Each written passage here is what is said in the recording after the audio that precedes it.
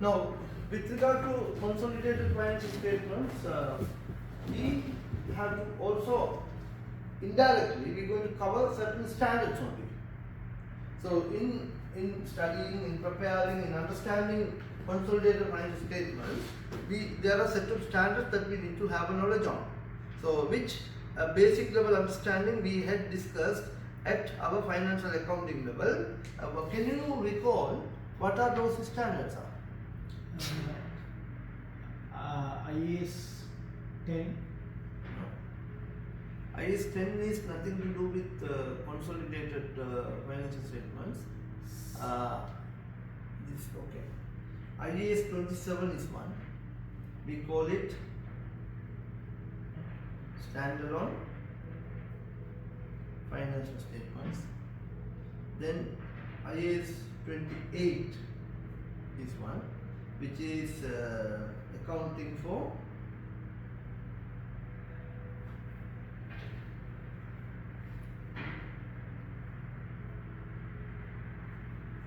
and joint venture.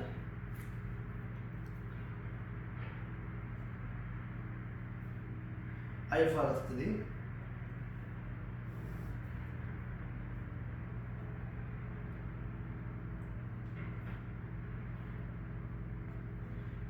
business combination,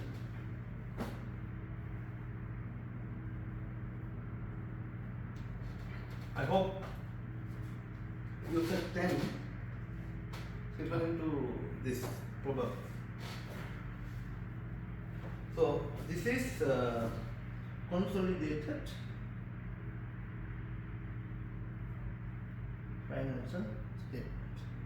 And then we also have IFRS 11, interest in joint venture, IFRS 13, fair value measurement. So our discussion will be get on with all these standards.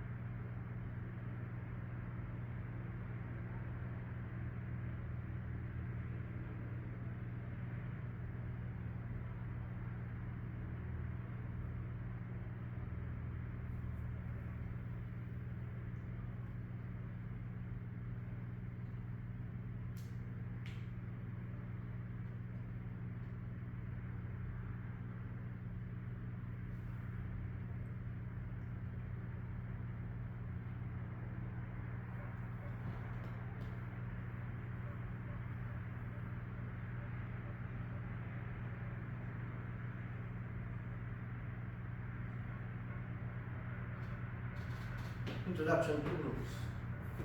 Here we are going to learn all these areas. Describe the concept of a group as a single economic unit. Explain and apply the definition of a subsidiary within relevant accounting standards. Using accounting standards and other regulation, identify and outline the circumstances in which a group is required to prepare consolidated financial statements. Describe the circumstances when a group may claim exemption from the preparation of consolidated financial statement. Explain why directors may not wish to consolidate a subsidiary and when this is permitted by accounting standards and other applicable regulation. Explain the need for using coterminous year and uniform accounting policies when preparing financial statement. We will discuss that. explain the objective of consolidated financial statement. Prepare consolidated financial statement of financial position for a simple group, parent and one subsidiary and associate, dealing with pre and post acquisition profits and non-controlling interest and consolidated goodwill. So these are the topics that we will be covering. Remember, since our exam are computer based, the questions are not necessarily a very extensive essay type writing questions. You will get a huge question, but it's like more of a space blank filling exercise. So that type of scenario you need to remember on.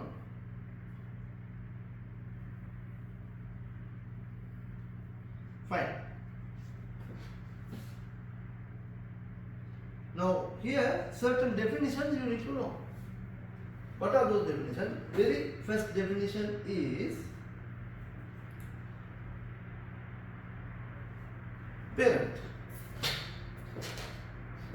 Who is parent? With regard to consolidation or group accounting, the parent is where that entity having an investment on another entity when they have the control over that entity.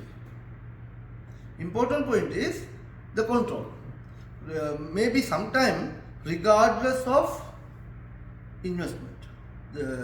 I cannot rule out fully they don't have investment. Regardless of the size of the investment, as long as the parent has the control over the other entity, then the entity who has the control, you call it parent. So you can write it down. An entity where the parent has the control over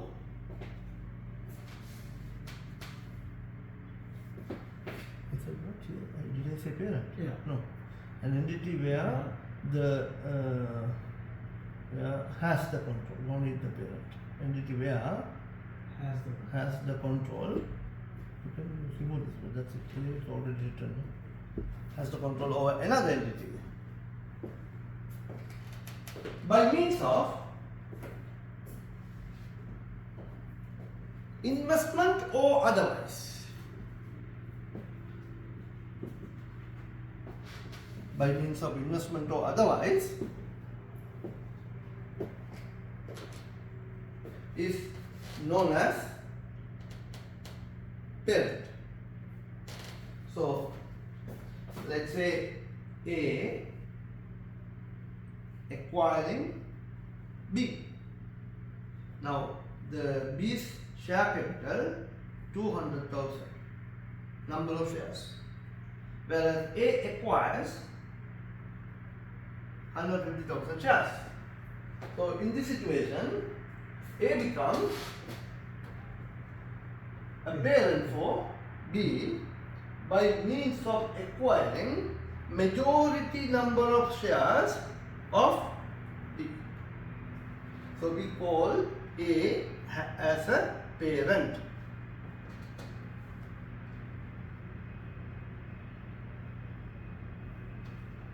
Right. The second one, subsidiary.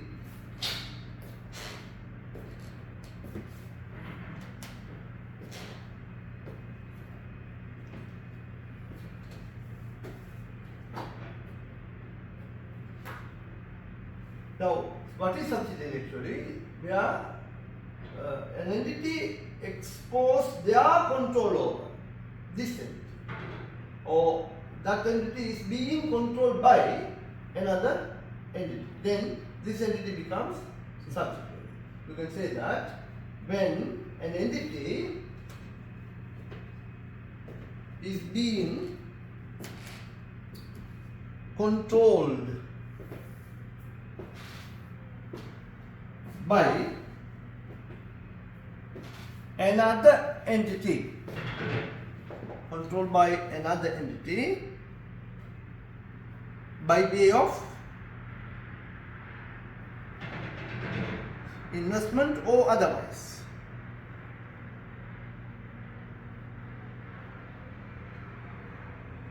Then such entity becomes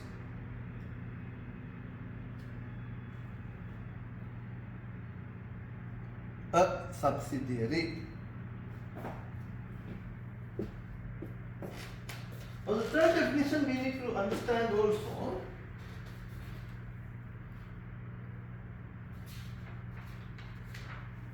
Control. What do you mean by this control? When you say control, they have the control means what they can do. So when any entity has a control over another entity, in the context of our discussion, that means that they have the power to exert over the other entity for several activities, such as they have the power to regulate the activities of the business. They have the power to participate in the operating and financial policy decision making. They are the final says. They only say yes or no. Okay, so this is second. Third one, they also have the power to appoint or remove any board members in the in that entity. Fourthly, they also have the power to dominate. Let's say this subsidiary has an outsourced contract, annual maintenance contract with one company. Now this subsidiary is being controlled by a parent. Now the parent can decide to change that service provider. So any third party agreement can also be amended or changed based on their powers. So these four characteristics or 4 points should be looked into when deciding whether they have the control or not. So mainly the very first and foremost point is that they have the power to make the decision of operating and financial policy. So you can say that when an entity has the power to make operating and financial policy decisions,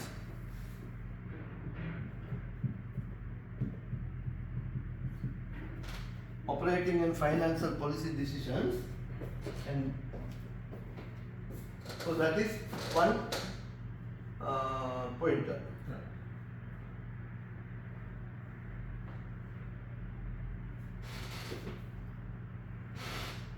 Secondly, the entity has the power to appoint or remove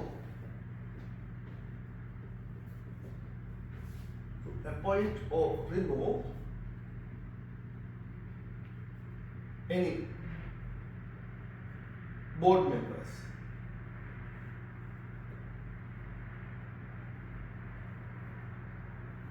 of that entity.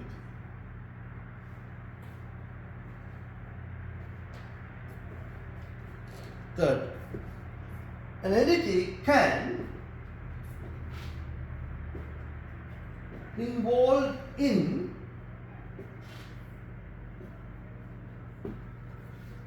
any of their business activities at any time.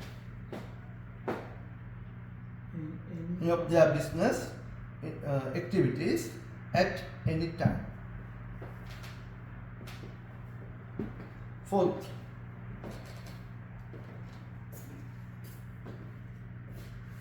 when an entity has the power to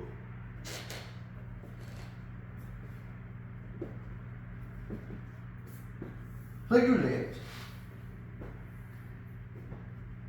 any third party agreements.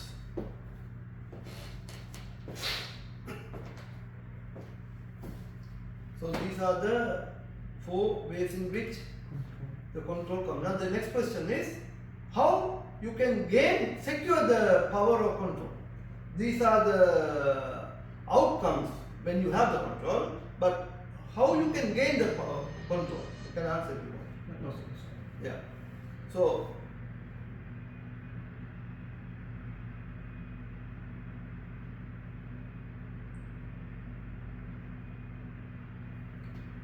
next is the ways in which power can be secured.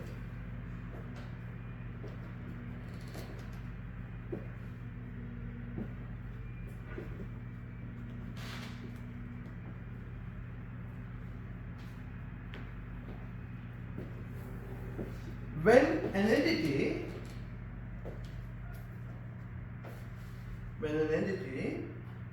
acquires acquires the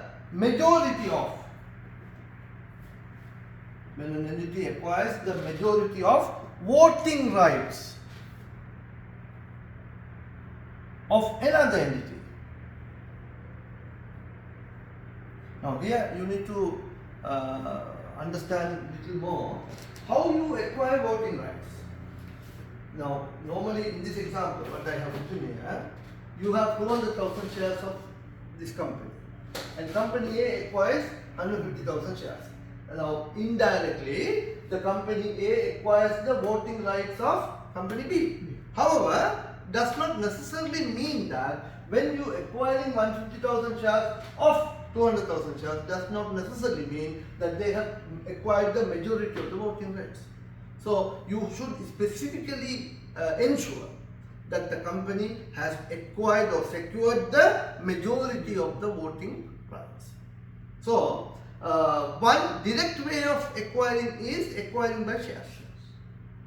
So normally 99% of the time when you acquire the shares of the company, effectively you become the majority of the voting rights. You have the majority of the voting rights. However, there could be certain situations, although you have the majority of the number of shares, yet you may not have the power of majority of the voting rights. So you got to be clarifying that very carefully. Sometime in the exams, in deciding whether this company is a subsidiary or not, that will become a pointer. Got it? So, so what we said there, that When an entity acquires the majority of the voting rights of normally this could be achieved. Normally this could be achieved by way of acquiring ordinary shares of the company.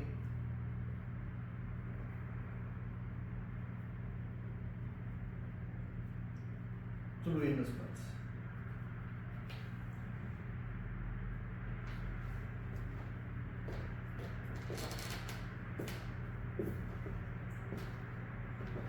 However,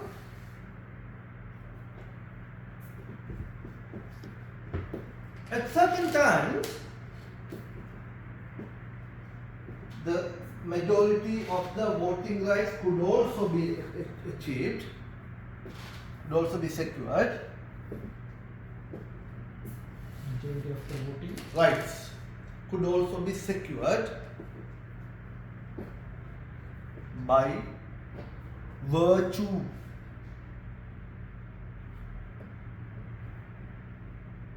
of agreement. How I'll give example. Now, Qatar Petroleum signs up agreement with foreign companies to form joint ventures here. Some example, North Oil Qatar, before it is Maersk Oil, or Total Energy, or Exxon Mobil.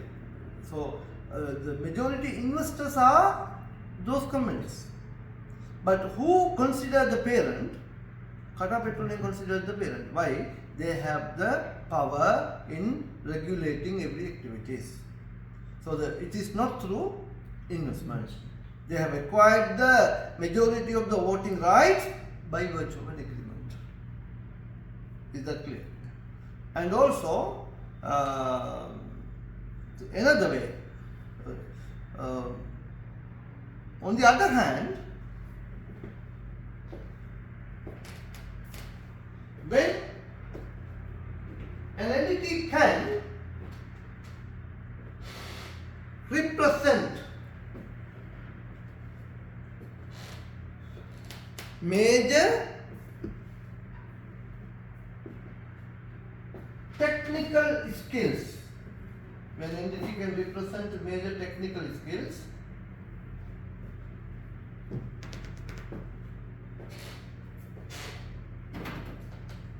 then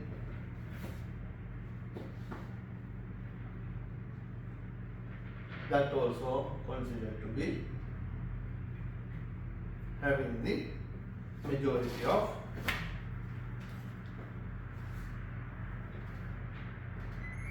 voting rights.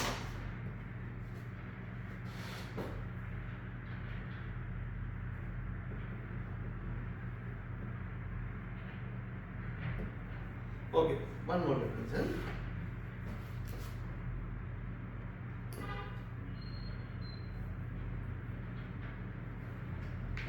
Group. Any issue? Shall I stop and start? Yeah.